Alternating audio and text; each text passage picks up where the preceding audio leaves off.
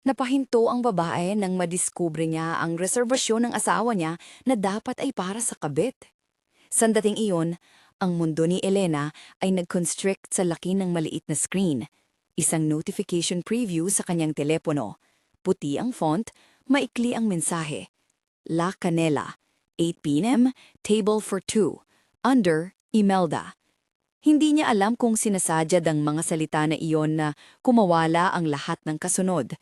Tumigil siya sa paglalakad sa tarmac, hawak ang boarding pass na dapat sana'y nagdadala sa kanya papuntang Dubai.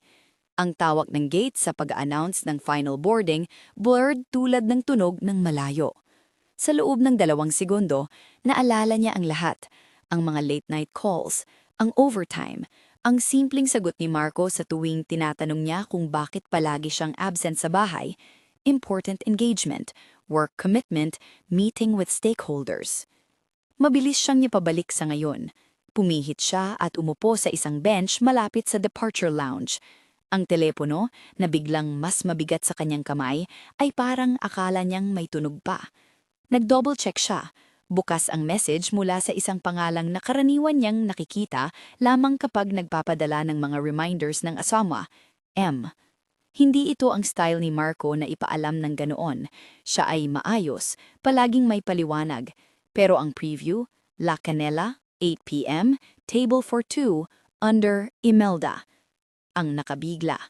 Hindi lang basta meeting, reservation, table for two, pangalan. Naalala ni Elena ang huling birthday nila, ang mismong candle-blowing na puno ng ligaya at pangako.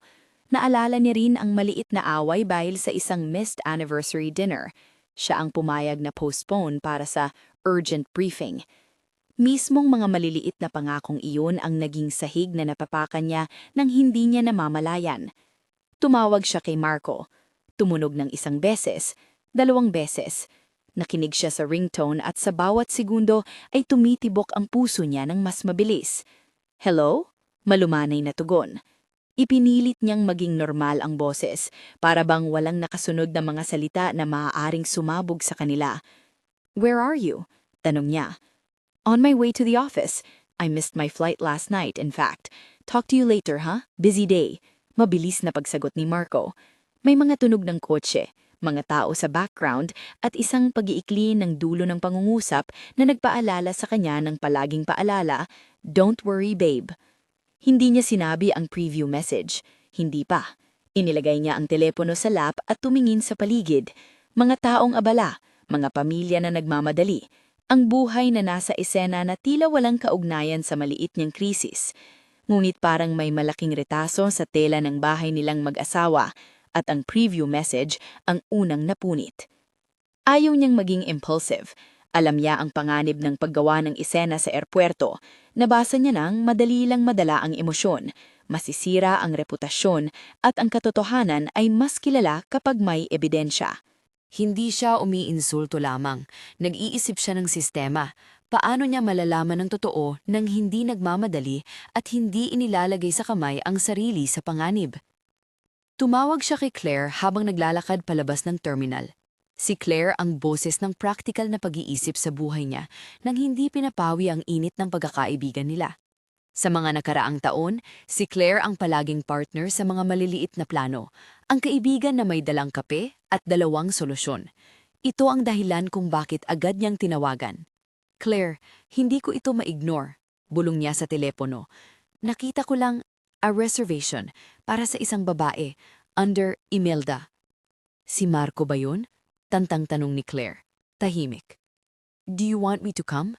Sana hindi yun. Huwag ka munang dumating. Hindi pa ako handa para sa eksena. Cancel na muna ako sa flight. Hindi na ako lilipad. Tigil. May buntong hininga. Hindi ka lumipad? Pero Elena, oo, hindi ko alam kung anong gagawin ko, pero hindi ako aalis. Pagkatapos ng tawag, ginawa niya ang desisyon na magstay. Hindi dahil sa tadhana, kundi dahil may maliit na tinig sa loob niya na nagsabing kung may mali, kailangan niyang malaman. Hindi niya hinayaan ang mga alalahanin maging dahilan para niya na lamang pahinain ang sarili. Sa halip, nagtungo siya sa isang maliit na coffee shop malapit sa airport at umupo. Nagba-order ng black coffee at sinimulang iscan ang kanyang social feeds, isang ugali na dati niyang ginagawa para sa konting aliw. Ngayon, hinahanap niya ang pattern.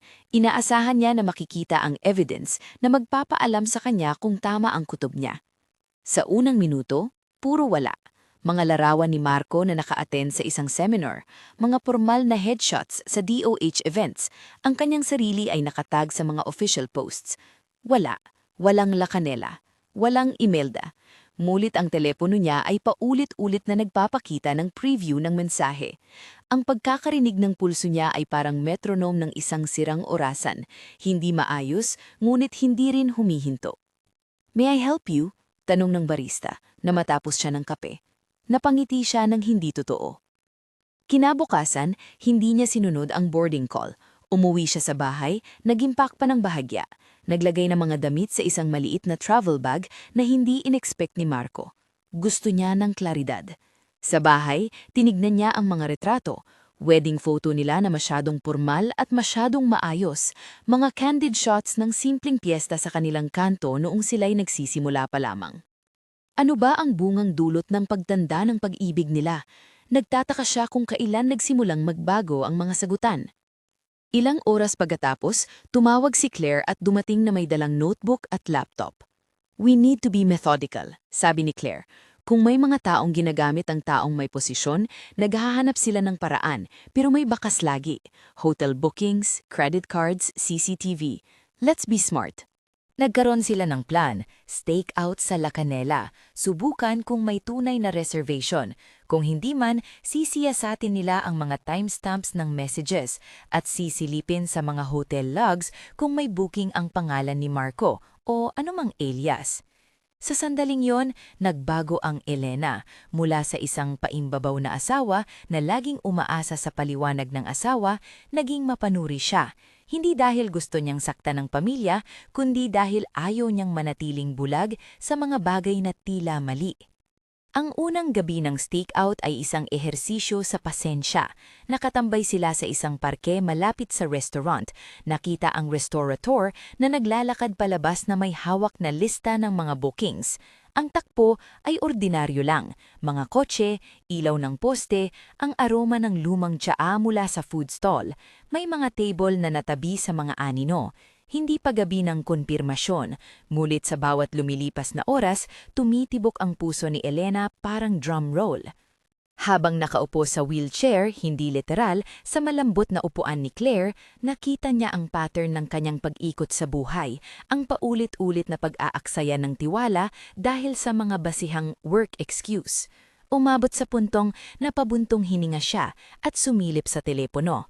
Walang bagong mensahe, pero may lumabas na missed call mula sa isang unknown number. Hindi niya pinansin muna. Sumapit ang bandang 11:00. Walang Imelda na lumabas kasama si Marco. Ang ticket ng reservation ay naghihintay sa kanila sa isang pile ng secretary's desk sa restaurant. Nawala ang pagkakataon para sa simpleng paghaharap na gusto ni Elena sa sandaling iyon. Hinawakan niya ang kamay ni Claire nang hindi sinasadya at ang presensya ng kaibigan ay parang kotse na nagbibigay ng liwanag sa madilim na daan. Hindi niya kailangang mag-isang lumakbay sa dilim.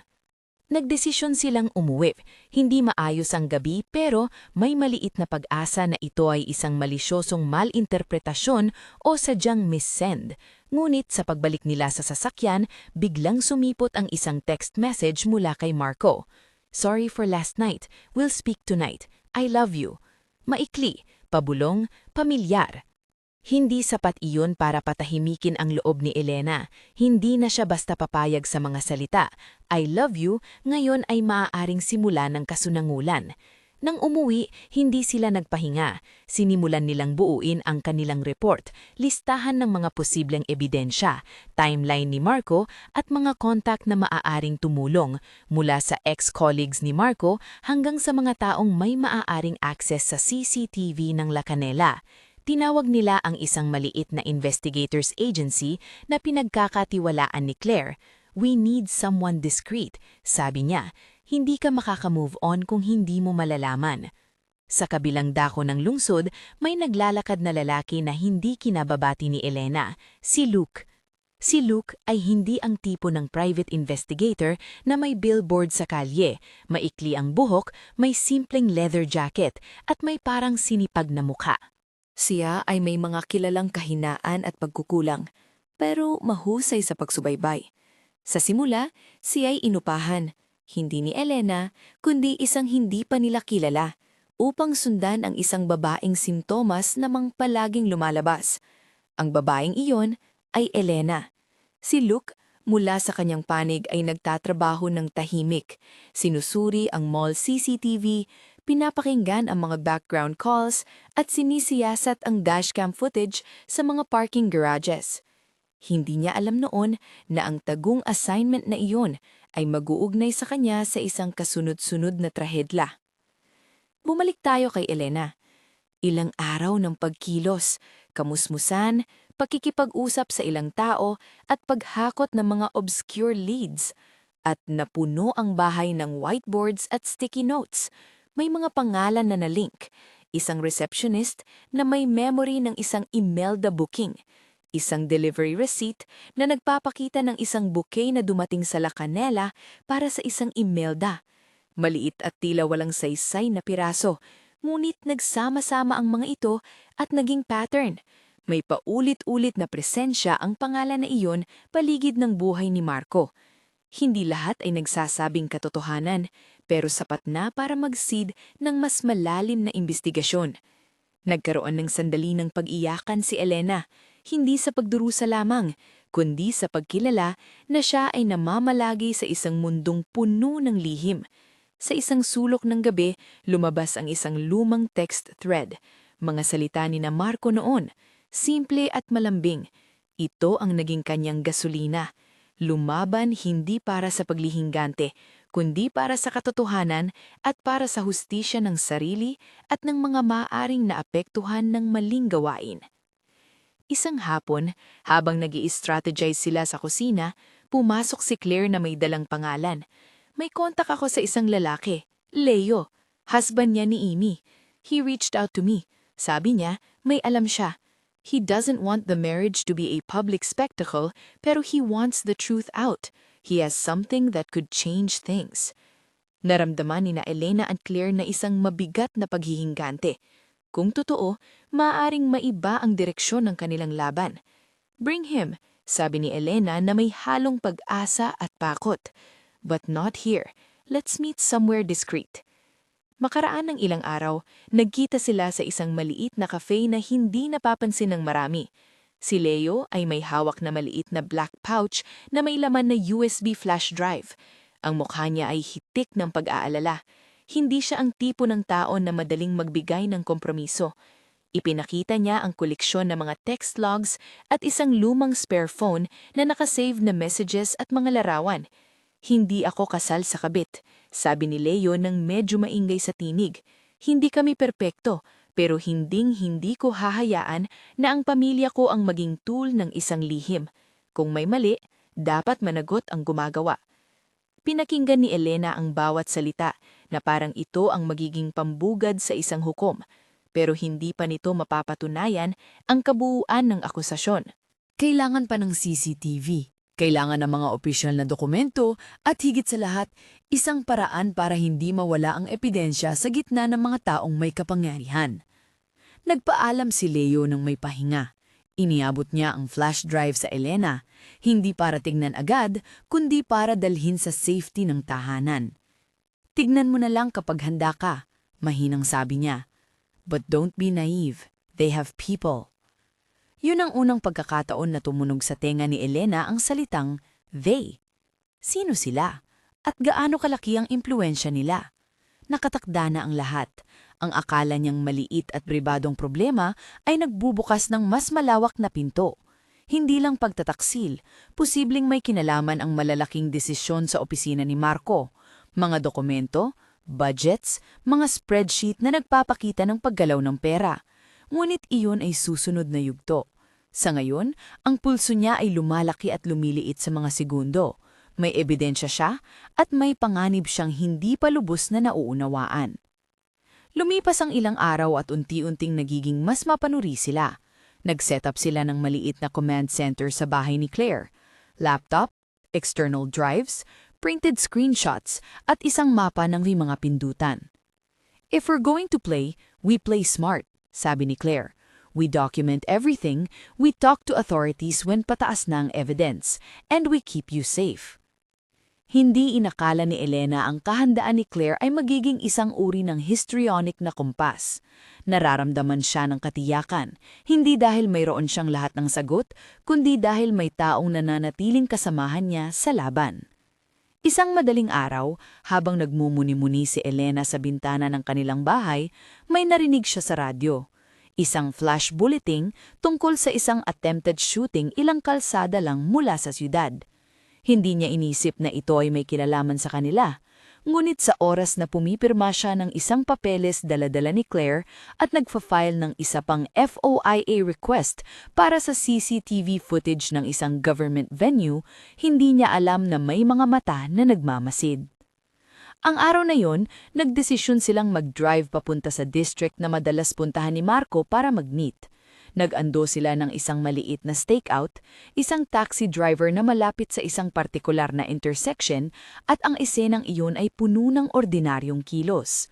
Umupo si Elena sa likod, hawak ang maliit na bag na may lipstick at isang lanyard, mga bagay na magbalik sa kanyang dating pagkatao bago siya nalamon ng duda. Habang nakababa ang mga bintana, nararamdaman niya ang mabilis na hangin dumaan sa loob ng sasakyan. Ang taxi ay dahan-dahang umaandar sa EDSA type road. Mapapansin ang mga motoring lights, ang mga billboards, ang mga taong naglalakad. At saka, walang babala, isang malakas na tuklaw ng putok ang nagbukas sa ere. Ang ingay ay parang revolver na sumuntok sa katawan parang may pumalo sa dibdib. Sabay-sabay nagpanik ang driver. Ang taxi ay nagpahinto bigla at ang mga upuan ay nag-uga. Si Elena ay muntik nang mahulog sa sahig kapag may isang bagay na tumama sa pinto ng taxi. Isang malutong na tunog, parang plato na nabasag. Isang maliit na palatandaan lamang. Ang paltos ng leather ng upuan ay natirik ng isang maliit na butas at may puting alikabok ng powdered metal sa gilid. May mahabang minuto bago pumasok na ang normal na ikot ng mundo. Mga taong tumatakbo, may nag-iiyak, may nag-uusap sa telepono. Ngunit, para kay Elena, ang oras ay tumigil. Hindi siya nagkamalay sa kaliwa, sa kanan, tanging ang halimuyag ng huling sandali ang kanyang natandaan. Ang basag na salamin ng kabina, ang malamig na mga kamay ng driver na humihila sa kanyang wrist at tumutulong. Tila bahang takot ay tumira sa lalamunan niya, matapang, ngunit may kasamang yelong pumipigil sa paghinga. Sa ospital habang sinusuri siya, may isang maliit na bakas ng bala na tumagos sa frame ng pinto ng taxi. Hindi pumatay sa kanya, ngunit malinaw na babala. Mayroon ding CCTV footage na nagpakita ng isang maliit na itim na puting sasakyan na nag-follow sa taxi bago ang putok. Hindi nila agad nakita ang driver ng putok. Ang CCTV ay grainy at pula ang ilaw ng kalye, ngulit may sapat na pagkakasunod-sunod ng kilos para magsimula ng imbestigasyon. Sa loob ng emergency room, ang pulang singaw ng ilaw ng sirena ay nagmumukhang simbolo ng pagbukas ng isang bagong kabanata. Hindi nagtagal, tumawag si Leo at nag-schedule ng isang meeting sa labas ng ospital. May dala akong isang bagay, sabi niya nang may paninindigan sa tinig. Hindi lang yan. May footage at may mga dokumento na nagpapakita ng irregularities, mga transfers, mga memos. Hindi ko ito kayang hawakan mag-isa. Nilabas ni Elena ang flash drive at hawak ng mahigpit. Sa mismong sandali, hindi pa niya ito binubuksan. Ang pagtingin sa maliit na plastic na iyon ay parang hawak ng isang susi. May posibilidad na magbukas ng pinto papunta sa mas masakit na katotohanan, pero hindi na siya ang batang babae na takot sa liwanag. Ang pagiging pinahinto niya sa airport dahil sa reservation message ang nagpalakas ng loob niya para ngayon ay maging determinado. Hindi lang personal na paglabag ang nasa harap niya, may malawakan at mapanganib na bagay na nagsanib sa pagitan ng kanyang buhay at ng pampublikong tiwala. At malamang, maraming tao ang masasaktan kung mananatili itong lihim. Sa likod ng mga bintana ng cafe, ang ulan ay nagsimulang pumatak, mukhang simbolo ng puning paglilinis. Ngulit, hindi pa tapos ang laban.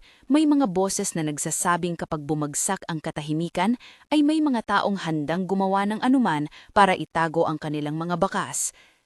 Hawak ang flash drive, napatingin si Elena sa kanyang sariling mukha sa malabo ng salamin.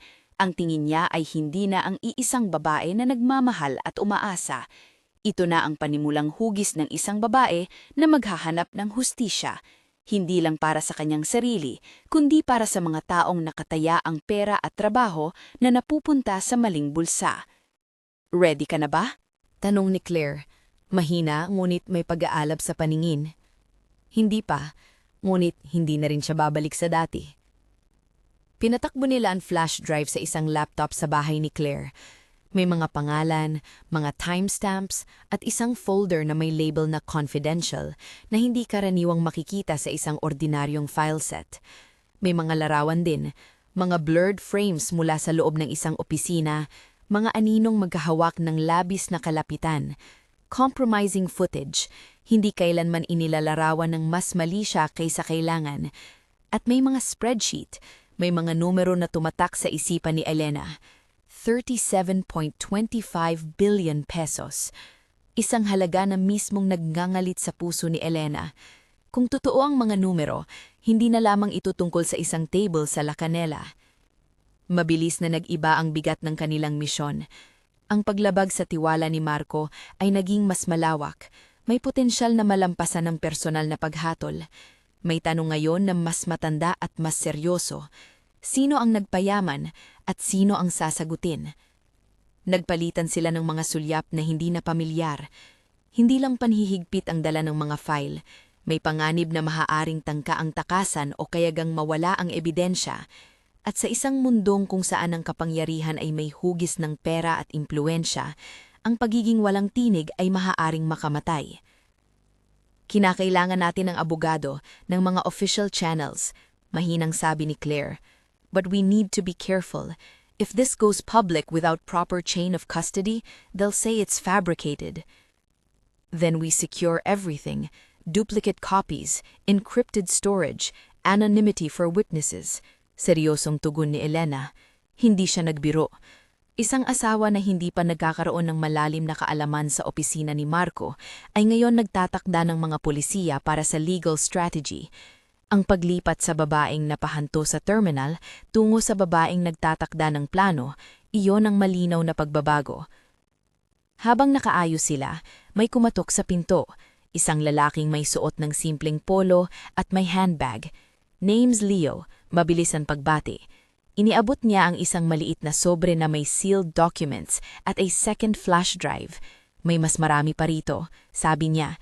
May CCTV sa parking area ng La Canela, may logs ng meetings at may email threads. Pero hindi ako pwedeng magbigay ng lahat kung hindi ako protektado. Tumingin si Elena sa maliit na envelope at alam niyang hindi na ito basta usapin ng damdamin. Ito ay usapin ng hustisya. Ngunit sapat ito para hanapin ang susunod na hakbang. Kanino pupunta? Sino ang magmamahal sa katotohanan at hindi papaiyak na takutin? Sapat ba ang pulis na may integridad o kailangan nilang pumunta sa mas mataas? Sa labas ng bahay ni Claire, nakatayo ang isang lalaking tahimik na nagmamasid. Hindi si Luke, hindi si Marco, kundi isang anino na tila sumusunod sa bawat galaw.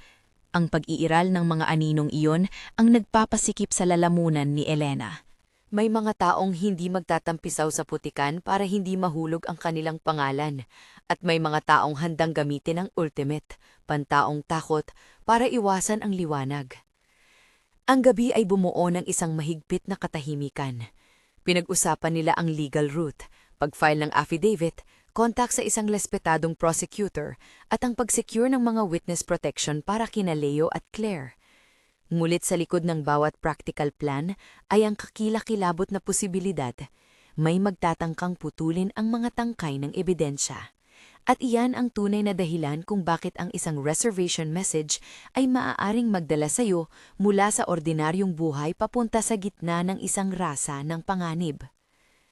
Sa pag-uwi ni Elena pabalik sa bahay, may tinig sa kilusan ng kalye.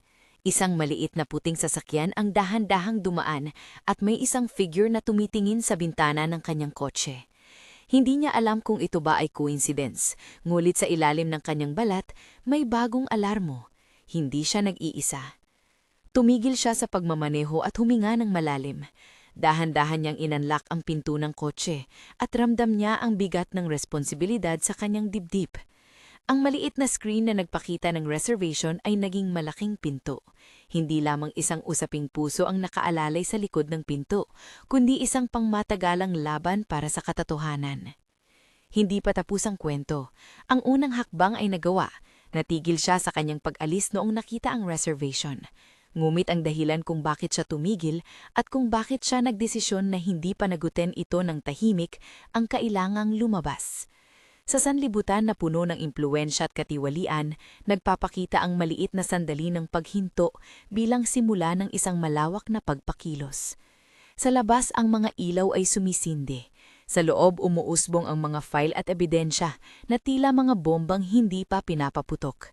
Ang kanyang puso ay hindi na lamang nananabik sa simpleng pagkakaayos ng relasyon. Ito ay naglalakad patungo sa isang misyon. At sa mga lihim na nakapaloob sa maliit na flash drive, ay dapat niyang harapin ang tanong, handa ba siyang sumugod sa liwanag kahit na alam niyang may nagmamasid? Hindi pa nabubuksan ni Elena ang flash drive. Iniwan niya ito sa ibabaw ng mesa, katabi ng wedding photo kung saan maayos silang nakangiti.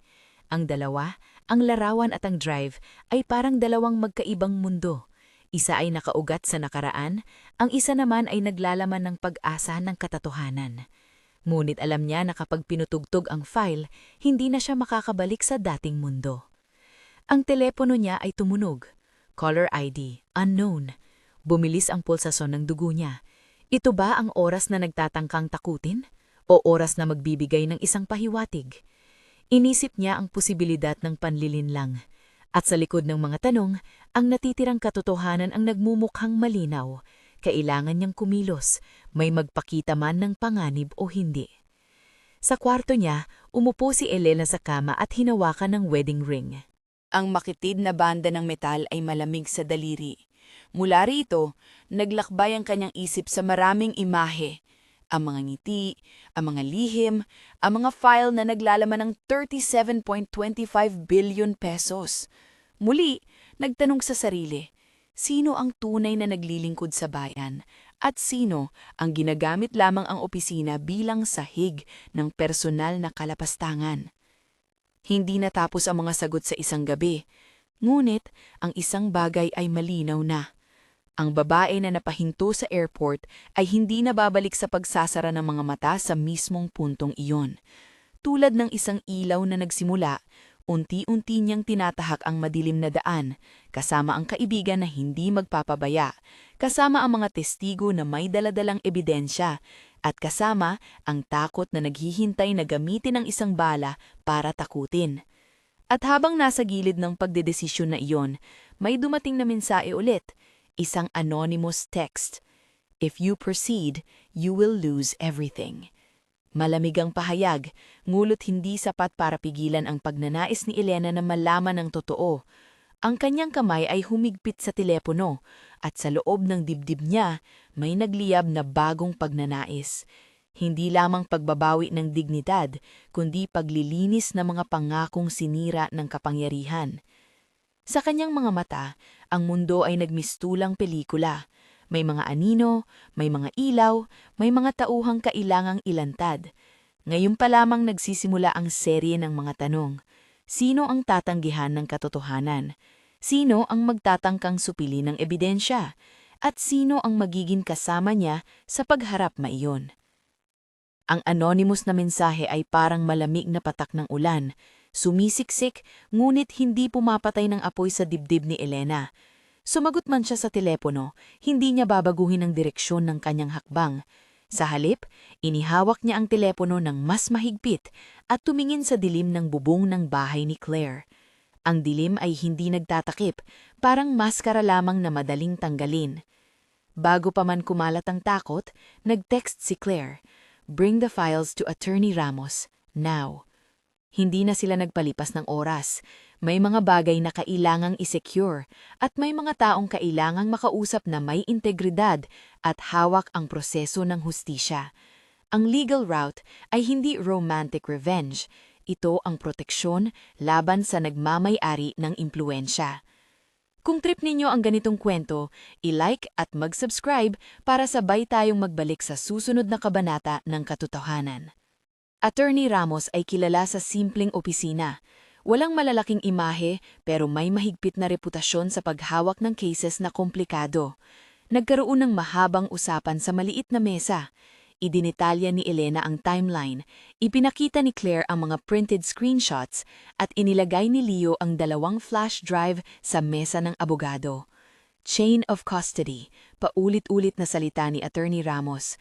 Kailangan natin ng signed affidavits, notaryo, at physical transfer logs. Kung mawawala ang linya ng ebidensya, sisimulan nila ang smear. Habang nakakalam nila ang technicalities, may nagring sa pintuan. Si Luke ang pumasok, mahina ang tingin, ngunit may hawak na datos na sarili niyang nakalap. Tumigil siya sa pintuan, parang nag-iingat sa sarili. Hindi pinalalampas ng pagkakataon ni Elena na magpasalamat. Luke, salamat.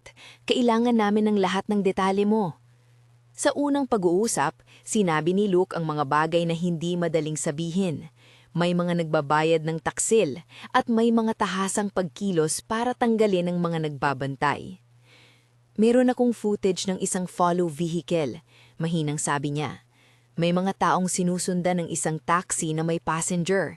Hindi malinaw ang muka pero may sapat na pattern ng pagsunod. Ginawa ko ang lahat pero akala ko maliit lang to. Hindi ko alam na lalago.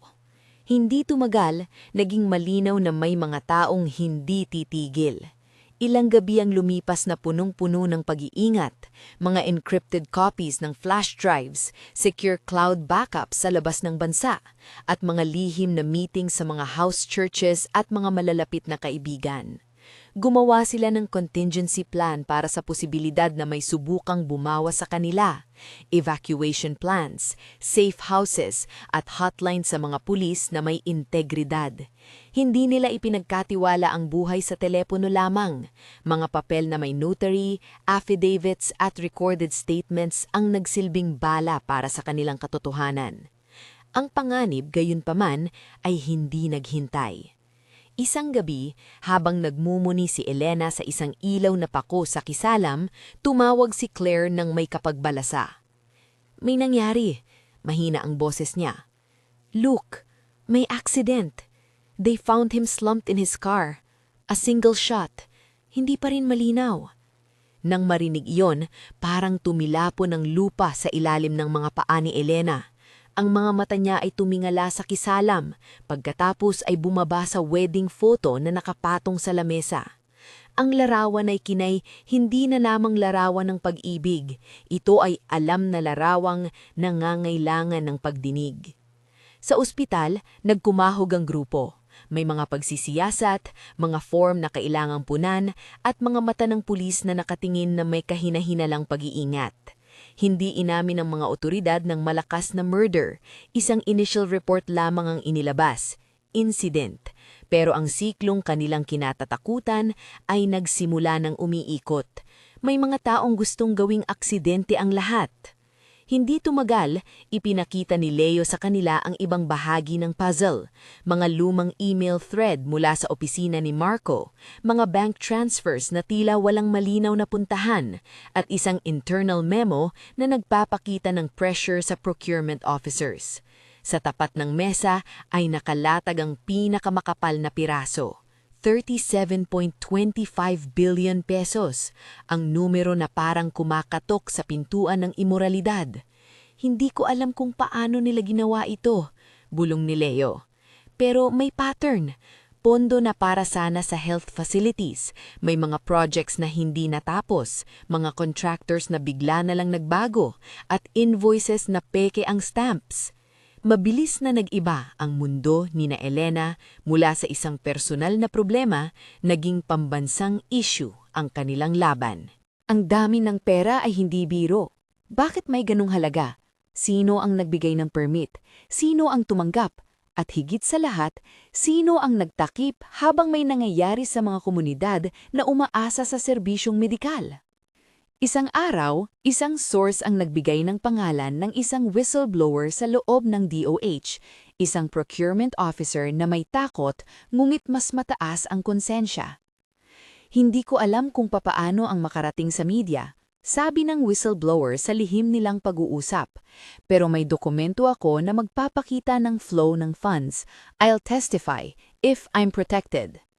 Attorney Ramos ay hindi nag-atubiling kumilos. Inilatag niya ang strategy, secure witness protection para sa whistleblower at kay Leo, file criminal complaints, at hindi mang matang na affidavits. We go up the chain, mahinang paliwanag niya sa grupo. Hindi lang si Marco ang target, it's the system that allowed it, at legal procedure ang magdadala ng katotohanan sa lingkod bayan. Hindi nawawalan ng panahon ang kampanya sa media. Maingat nilang pinili ang mga outlets na may integridad at handang mag-verify ng facts bago mag-broadcast. Ilang maliliit na features ang lumabas, human interest stories tungkol sa health workers na hindi nabayaran, mga barangay clinic na hindi natapos ang mga proyekto, mga mukha ng mga ordinaryong tao ang nagsimulang magpakita sa balita, at ang mga numero na 37.25 billion pesos ay nagkaroon ng laman, may pangalan, may kontrata, may mukha. Sa kabilang banda, nagsimula ang malakas na atake mula sa kabilang panig. Ang defense team ng Pamilya Labrador nag-umpisang magpakalat ng mga insinuations, fabricated evidence, politically motivated, personal vendetta. Nagkaroon ng smear campaign, edited clips, manipulated screenshots, at kung minsan, maliliit na fake accounts na naglalathala ng lies. Ngunit bawat atake ay na-counter ng documented chain of custody at testimonies ng mga empleyado ng DOH na naglabas ng ebidensya. At dumating ang araw ng exposure. Ang venue ay hindi sinadya na maging stage ng paghuhukom. Isa itong regular assembly hall ng DOH kung saan dinaluhan ang isang public health forum. Elena, sa tulong ni Claire at Attorney Ramos, ay nagkaroon ng access sa isang maliit na moment sa agenda. Isang pagkakataon na ginagamit niya hindi para magpabigat ng emosyon, kundi para ilatag ang mga ebidensyang hindi maikakaila. Bago pa man pumasok sa Entenada, may panibagong guhit sa mukha ni Elena. Hindi natakot, kundi isang kalmadong determinasyon. Ang programa ay sinimulan ng maayos, mga speeches, mga welcome remarks, and then, pagdating ng kanyang turn, tumayo siya na may hawak na isang maliit na flash drive. Hindi nagsalita agad. Hinawakan niya ang microphone na hindi nauubos ang lakas. Magandang hapon po. Mahinang panimula niya. Hindi ako palaging nagtatagal sa Entenada, pero ngayon, kailangan kong magbahagi ng totoo para sa mga taong hindi pwedeng umaming pinagsasamantalahan. Hindi nagtagal, ipinakita niya ang unang slide, isang simple pero mabigat na headline, Compromising Footage and Procurement Irregularities. Isang huminga at pinaikot ng technician ang projected file.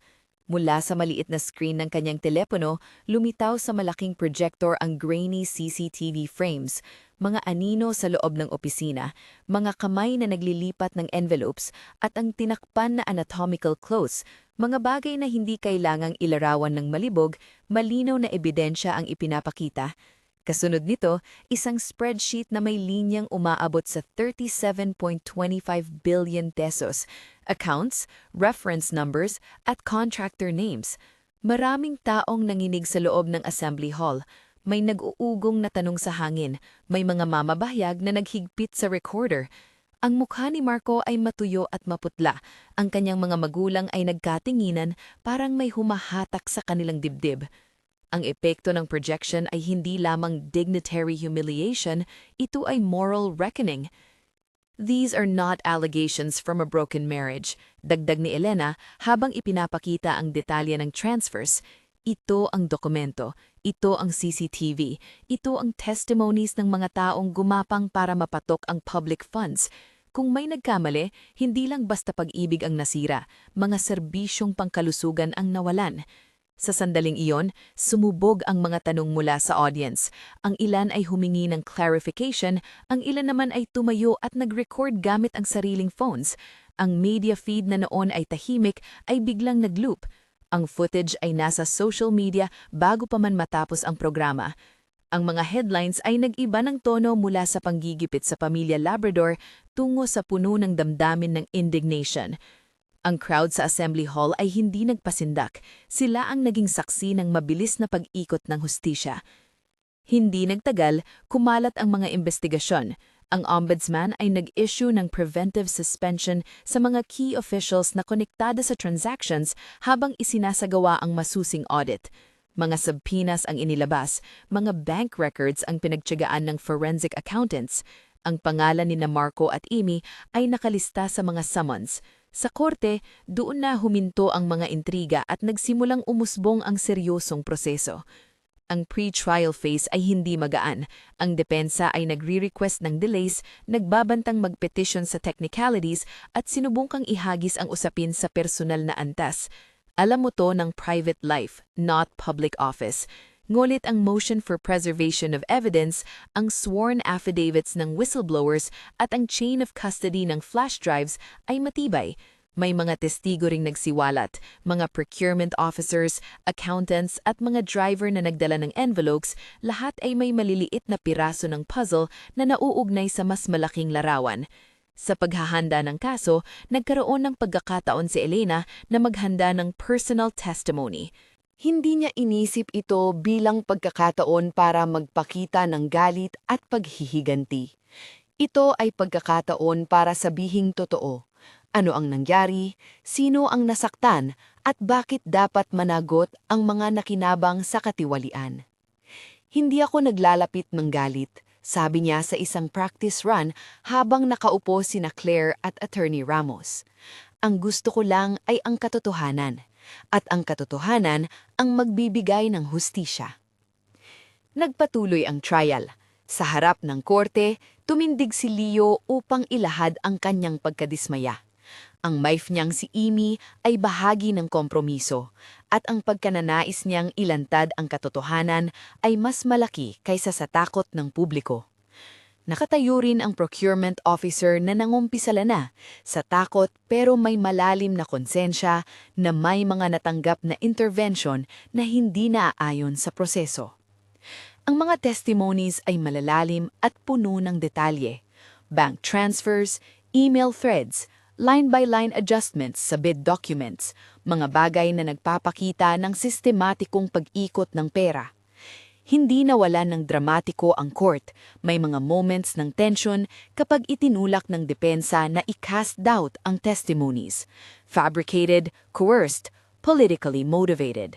Ngunit ang prosecution ay may layered evidence, CCTV, bank records, sworn statements, at ang composite picture ay hindi madaling pawiin.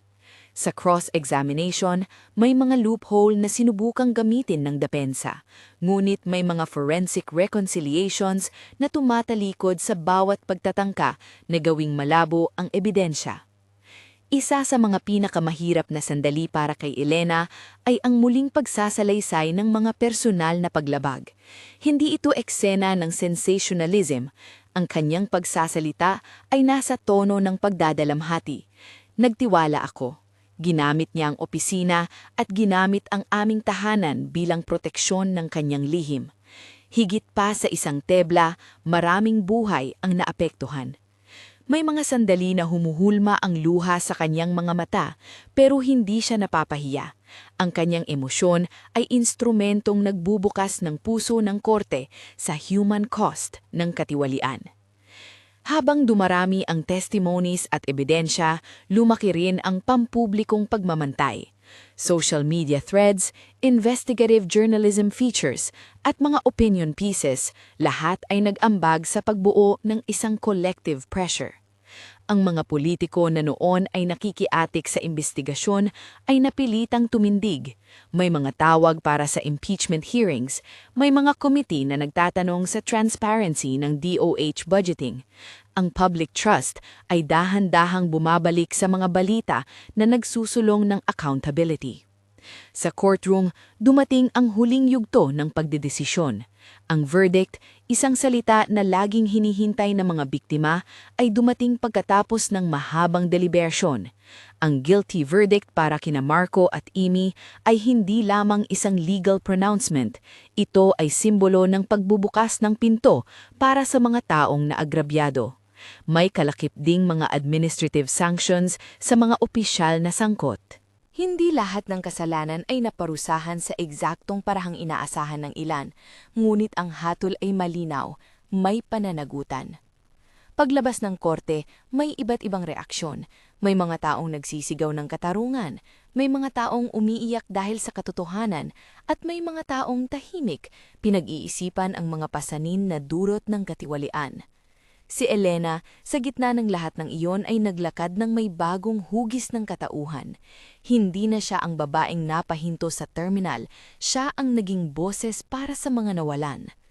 Hindi nagwakas ang kwento sa hatol, ang rehabilitasyon ng mga nadamay na proyekto, ang pagsasaayos ng mga contracts at ang pagbabalik ng funds sa mga tamang accounts, lahat ng ito ay proseso na nagpatuloy. May mga follow-up audits, may mga reforms sa procurement process, at may mga bagong mekanismo ng oversight na ipinakilala ng mga opisyal na may integridad. Hindi perpekto ang pagbabago, ngulit may pag-usbong ng bagong transparency na nagbigay ng batayan para sa pag-asa. Para kay Elena, ang buhay ay hindi bumalik sa dati, ngulit may bagong direksyon. Sa halip na maghukay sa nakaraan, pinili niyang tumingin sa hinaharap. Binili niya ang maliit na bahay na matagal na niyang pinangarap, hindi para sa sarili, kundi para sa isang layunin, isang temporary shelter at kalaunan orphanage. Nagsimula siya sa maliit, 5 kwarto, isang maliit na kusina at isang maliit na playing area para sa mga bata. Hindi iyon agad naging napakalaki, ngulit sapat na para magsimula. Ang araw nang binuksan nila ang pinto ng shelter, may 5 munting mukha na nagngingiti sa kanya. May isang batang may sugat sa tuhod na agad na inalagaan ng staff. May isang batang may hawak na lumang teddy bear. Hindi ito esena ng melodrama, ito ay simpleng pag-ibig na muling bumabalik. Ang pag-aalaga sa mga bata ay naging paraan ni Elena upang ibalik ang dignidad, hindi lamang ng kanyang sarili, kundi ng mga taong tunay na nangangailangan. Sa kabilang dako, hindi nakaligtaan ni Elena ang kanyang ina. Matagal nang nasa mental hospital ang madre niya at ang mga pagbibisita ay palaging puno ng halong pag-asa at pag-aalala. Isang umaga, nagpunta siya sa pasilidad na may dalang bouquet at isang maliit na album ng mga larawan. Hawak kamay niya ang kamay ng kanyang ina at sa loob ng maikling sandali, may pagka-blur ng mga alaala. Ang batang babae na minsang nangarap ng payapong tahanan at ang babae na ngayoy nagtataguyod ng sigla ng katarungan. Hindi lahat ng sugat ay nawala. May mga gabi pa rin na bumabalik ang tanong, bakit? May mga pagkakataon na nakakaramdam ng pangungulila na hindi madaling punan. Ngunit sa bawat araw na lumilipas, naroon ang lakas ng mga kasama. Si Claire na di nawawalan ng katatawanan kahit sa pinakamadilim na oras. Si Leo na naging matatag na testigo at kaibigan. At ang mga bagong anak ng shelter na nagbibigay ng liwanag sa umaga. Sa isang maliit na pagdiriwang sa shelter, humarap si Elena sa mga volunteers at sa mga nagmahal sa kanya. Hindi ko ito ginagawa para sa akin lamang, ani niya habang nakatingin sa mga mukha ng mga bata. Gusto ko lang na ang mga bata na naapektuhan ng katiwayan ay magkaroon ng tahanan. Gusto kong may lugar sila para magtanggol, para maghilom. Hindi napigilan ng luha ni Claire ng isang pagkakataon, hindi bilang kahinaan, kundi bilang malalim na pagkilala sa paglalakbay. Ang pag-asa ay hindi basta-basta, kailangan nating ipaglaban. Sagot ni Claire. Ang mga araw ay dumaan at may mga bagong hamon, mga administrative permits para sa orphanage, ang recruitment ng social workers at ang paghahanap ng sustainable funding. Ngunit ang pinakamahirap, ang pagbuo muli ng tiwala ay hindi imposible. May mga donors na dumalating mula sa mga simpleng komunidad, may mga health workers na nagvoluntaryo, at may mga magulang na nagsimula ng isipin na may bagong pag-asa para sa mga anak nila. Sa kabilang banda, may mga taong hindi nagbago. Ang pangalan ng Labrador Clan ay patuloy na lumilitaw sa ilang mga balita. May mga taong nagtatangkang i-rehabilitate ang imahe at may mga supporters na hindi basta sumusuko. Ngunit ang paglilinis ng sistema ay nagsimula ng maayos, mga bagong mekanismo ng transparency, mandatory audits, at stricter procurement rules. Hindi ito perpektong bakanteng salita. May mga bagong batas na ipinasa na naglalayong pigilan ang pag-uulit ng mga nangyari, at sa loob ng mga institusyon may mga bagong lider na hindi magpapabaya. Isang gabi, habang tinitignan ni Elena ang lumilipad na mga parol sa isang community event para sa mga beneficiaries ng orphanage, naalala niya ang maliit na notification preview sa airport, La Canela, 8 p.m., table for 2, under Imelda. Parang isang banyagang tunog na mayon ay may katumbas na paninindigan. Hindi siya natigil lang dahil sa karamdaman ng puso, natigil siya dahil nabuksan ang pintuan ng katotohanan. Lumipas ang panahon at may simpleng ritual na ginaganap sa shelter, ang pangalan ng mga supporters, ang maliit na plaka ng mga donors, at ang mga larawan ng mga batang unti-unting nagiging malusog at masayang. Sa isang sulok, may maliit na frame na nagilalaman ng isang sulat mula kay Leo, isang pasasalamat sa tibay ni Elena at sa katapangan ng mga testigo. Hindi lumalaya sa mga kayakan ang takot, binubuksan nito ang daan para sa panibagong pag-asa. Sa wakas, umupo si Elena sa hagdan ng shelter, tinitignan ng mga bituin, may kasamang munting kapayapaan ang paghinga niya. Ang laban ay hindi natatapos sa isang berdikto. Ito ay nagpapatuloy sa pang-araw-araw na pag-aalaga sa mga bata, sa paghingi ng pagbabago sa sistema, at sa pagmuling pagtatayo ng mga nasirang bahagi ng kanyang sarili. Ngunit may isang malaking pagbabago. Hindi na siya ang babae na napahinto lang dahil sa isang reservation. Siya ang naging taong nagdala ng ilaw sa dilim na sulok ng katiwalian. Sa katapusan ng araw, tumayo si Elena at inabot ang kamay ng isang maliit na batang umiiyak sa pagod. "Tara," ani niya, "maglaro tayo." Ang simpleng pag-anyaya ay simbolo ng isang bagong simula. Maliit man, ngunit puno ng kabuluhan. Kung may kakilakilabot na karanasan ka o suportado mo si Elena, i-comment ang kwento mo at mag-subscribe para sa susunod na episode ng mga kwento ng katotohanan at pag-asa. Sa huling paglingon niya bago pumasok sa loob ng shelter, alam ni Elena na ang pagtigil niya noon sa airport ay hindi katapusan, kundi simula. Isang maliit na aksyon niya nagbukas ng daan para sa hustisya, para sa mga nasaktan at para sa pagbangon ng isang bagong bukas.